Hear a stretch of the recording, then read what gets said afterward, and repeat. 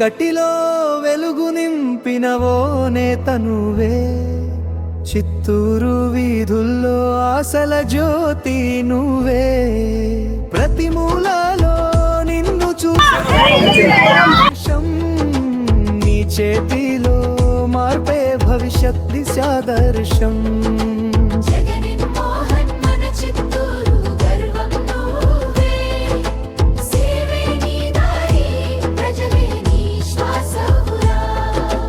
నగరానికే నూతన రూపం తెచ్చావు, నీ వెలుగుతో ప్రజల